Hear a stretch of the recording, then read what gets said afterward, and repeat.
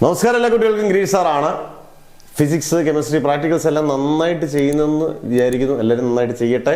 എന്തായാലും 1-2 ദിവസം അവധിയുണ്ട്. എന്തായാലും 26-ാം തീയതി എങ്ങും പ്രാക്ടിക്കൽസ് ഇല്ല, റിപ്പബ്ലിക് ദിനമാണ്. നിങ്ങൾ പലപ്പോഴും നമ്മൾ ഇഷ്ടംപോലെ വീഡിയോസ്, ഫുൾ വീഡിയോസ്, പ്രാക്ടിക്കൽ ചെയ്തേക്കുന്ന വീഡിയോസൊക്കെ മില്യൺ വ്യൂസൊക്കെ ഉള്ള വെർണിയർ ആയാലും സ്ക്രൂ ഗേജ് ആയാലും എല്ലാം ഉണ്ട്. എല്ലാ പ്രാക്ടിക്കലിൻ്റെ വീഡിയോസ് നമ്മൾ ഫിസിക്സിൻ്റെ എല്ലാം ചെയ്തിട്ടുണ്ട്. നല്ലപോലെ കണ്ടുപിടിക്കുക.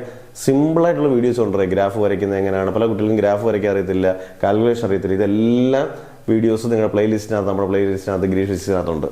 ഇപ്പം നമ്മൾ പറയാൻ പോകുന്നത് നമ്മുടെ ഓംസ് ലോയുടെ വൈവ ക്വസ്റ്റ്യൻസ് ആണ്. ഓംസ് ലോ എന്തായാലും ഉറപ്പായിട്ടും പ്രാക്ടിക്കലിനുള്ള എക്സ്പീരിയൻ്റ് ആണ്. 99% സ്കൂളിൽ.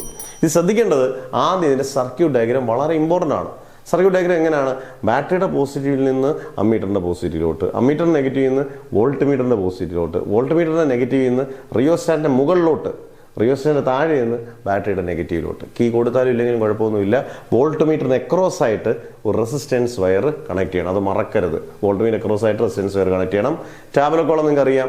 VI voltage, current, R = V/I. അത് കോൺസ്റ്റന്റ് ആയിട്ട് കിട്ടിയാൽ മതി. ഇപ്പം 1 ആണ് കിട്ടുന്നതെങ്കിൽ 1.1 കിട്ടിയാലൊന്നും കുഴപ്പമില്ല. മീനൊക്കെ കിടക്കുമ്പോൾ അങ്ങ് റെഡി ആയിക്കോളൂ. പിന്നെ എന്താണ് ഓംസ് ലോ? ഓംസ് ലോ എന്താണെന്ന് ചോദിക്കാം. അതുമായിട്ട് ബന്ധപ്പെട്ട് റെസിസ്റ്റൻസിൻ്റെ യൂണിറ്റ് ചോദിക്കാം, റെസിസ്റ്റിവിറ്റിയുടെ യൂണിറ്റ് ചോദിക്കാം, റെസിസ്റ്റൻസ് ഡിപ്പെൻഡ് ചെയ്യുന്ന ഫാക്ടേഴ്സ് ചോദിക്കാം. ഓംസ് വെച്ചിട്ട് ഗ്രാഫ് വരയ്ക്കാം. VI graph, voltage along the X axis and current along the Y axis. Graph is A straight line. അതിൻ്റെ സ്ലോപ്പിൽ നിന്ന് എടുക്കുമ്പോഴും നമുക്ക് R = V/I കോൺസ്റ്റന്റ് ആയിട്ട് കിട്ടണം, മറ്റേ ടാബിൾ കോളത്തിൽ കിട്ടിയ പോലെ. ഇത്രയും കാര്യങ്ങളൊക്കെ നമ്മൾ നോക്കിക്കൊണ്ട് പോകാം. എളുപ്പത്തിൽ നിങ്ങൾക്ക് പറ്റും. ആദ്യമായിട്ട് കാണുന്നവരൊന്ന് സബ്സ്ക്രൈബ് ചെയ്ത് കാണുക, മാക്സിമം ഷെയർ ചെയ്യുക, ടെൻഷൻ അടിക്കാതെ നല്ലപോലെ ചെയ്യുക. ഫുൾ മാർക്ക് കിട്ടട്ടെ എന്ന് പ്രാർത്ഥിച്ചുകൊണ്ട് മാഷ് നിർത്തുന്നു. Never ever give up.